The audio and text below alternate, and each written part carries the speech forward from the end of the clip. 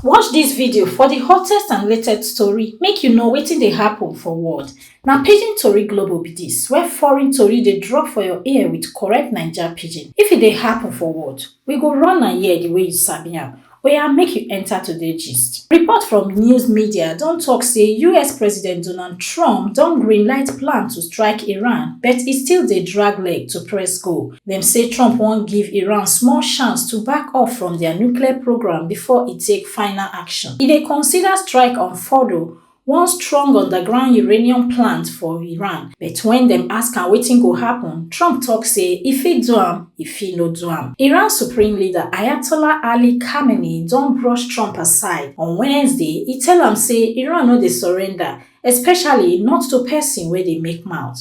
Trump reply am with good luck, but e still hold im card tight. Iran mission for UN mock Trump on X. Dem say dem no dey beg, dem no dey fear, and dem no dey kneel down for White House gate. Dem even call Trump has been warmonger. Iran Supreme Leader sef don warn Trump say if US put hand for the matter, e go cause wahala wey dem no fit repair. For ground, many Iranians dey try comot from Tehran as ten sion dey rise. Israeli Prime Minister Benjamin Netanyahu don talk say Israel dey in control and go continue to hit Iran step by step. Trump Defense Secretary Pete Hegseth don tell Senate say Pentagon ready press button if Trump give order. US warships and fighter jets don begin gather for Middle East front. Even USS Nimitz and USS Carl Vinson plus F-22 and F-35 jets. Tension dey build and all eyes dey for Trump next move.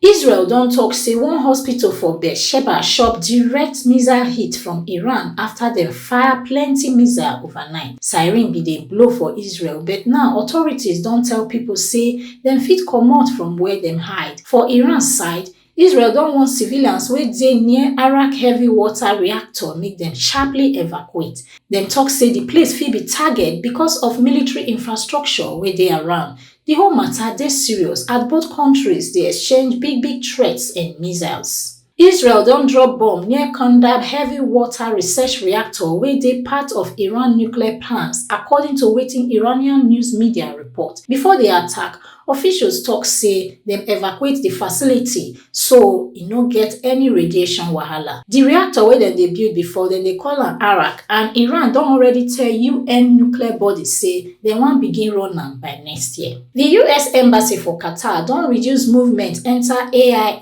airbase, wey be America biggest military base for Middle East. Dem tell US citizens make dem shine eye well and dey alert. All na to play safe as katakata dey brew for the region. This move come as Trump still dey reason whether to join Israel attack Iran. Iran don warn say if Trump enter the matter, dem go face US assets for the region. Japan don order military to ready plane wey go evacuate im people wey dey Israel and Iran as kasala for Middle East dey hot well. Japan chief government spokesman Yoshimasa Hayashi talk say dem go move self-defense forces aircraft Djibouti so dem fit act fast if e need to reach to carry their citizens. Japan embassy for both countries don dey plan how to use bus carry their people across border enter safe countries. Hayashi say C-2 transport plane go sidon for standby. Defense Minister General Nakatani come add say about 1,000 Japanese dey live for Israel and around 280 dey Iran.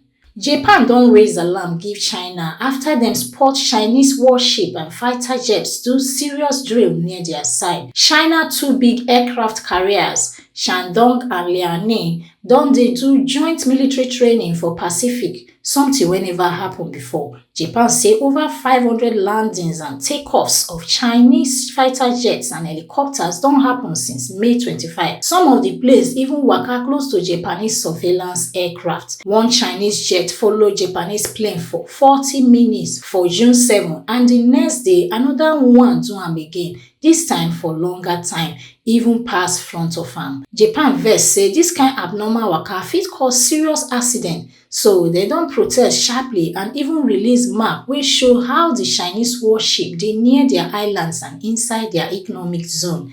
Normally, Japan no dey show dis kain movement publicly, but dem say di mata don pass ordinary. China reply say dem no break any law, say di drill dey legal and na Japan dey cause wahala as dem dey do too much close monitoring. Chinese foreign minister tok say dem dey communicate with Japan through proper channels and Japan need to stop all dis dangerous moves. Ten sion dey rise small small for dat area.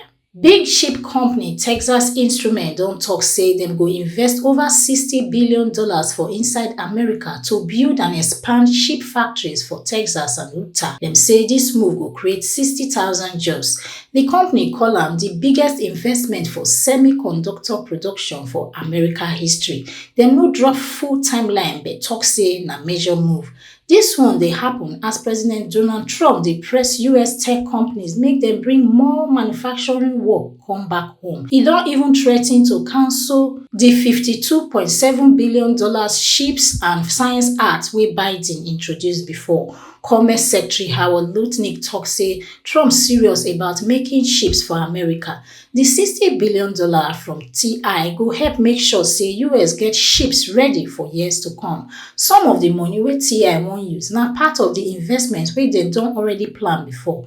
Analysts say some of dis big spending announcement na to impress Trump and avoid wahala like new tariffs. One American woman, Karen Reed, don finally win her murder case after court say she no kill her boyfriend for January 2022. Na second-degree murder dem charge her with and di jury find her not guilty. Pipo wey gather outside di court for Massachusetts begin shout and clap as dem hear di verdict. Karen case don get plenty at ten tion online and e draw crowd come di court since her second trial start for April. She don always tok say she no do am and say na set up. Di first trial for July 2024 no go anywhere as di jury no fit agree one answer, so dem cancel am. Now she don waka free. New Zealand don pause $18.2 million New Zealand dollars funding to Cook Islands because dem go enter big deals with China without telling them. The agreements cover infrastructure, tourism, technology and deep sea mining, something wey New Zealand say fit affect their trust relationship. New Zealand Foreign Minister Winston Peters tok say Cook Islands go need show real step to fix the trust before dem go release new money again. Dem shock say Cook Islands sign all these things since February and dem no tell New Zealand anything. Cook Islands come reply say dem sabi say the matter serious and dem ready to settle am fast. Dem thank New Zealand for all the help over the years and promise to talk am through. Dis move dey happen as New Zealand Prime Minister Christopher Luxon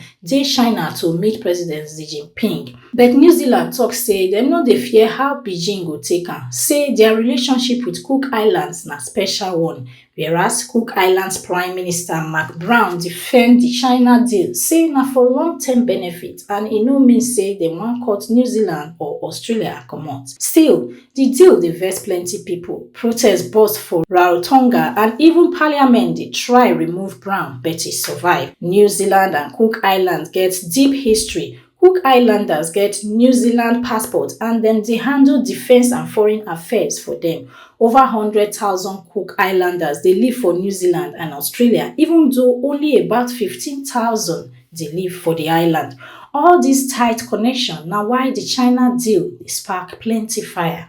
And the last one for today, Thailand Prime Minister Pidgin Tori dey face heavy heat as phone call between her and former Cambodian leader don leak. Hussein don nearly scatter her coalition government. For the 17-minute call wey Hussein post for Facebook, Pidgin insult one Thai military officer, say e just dey form and talk wetin no make sense.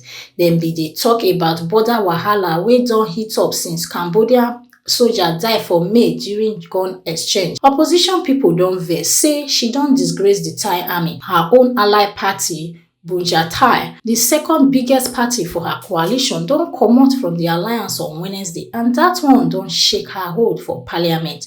Two other parties still dey hold meeting to decide whether dem go still stand with her or waka comot too. Na long time friendship Pidgin family get with Hussein own. Her papa, Thaksin and Hussein dey call themselves God brothers, but critics no happy say she dey call Hussein uncle and even promise to take care of am inside the call. She don talk say she no go do private talk with am again. Hussein say na among the 80 politicians wey e share the audio with, one leak am. Now, Prime Minister Petogan seat dey shake and everybody dey watch who go jump ship next. Na the tori be that for today, and na Rebecca Goffey dey report for Pidgin Tori Global. Una do well.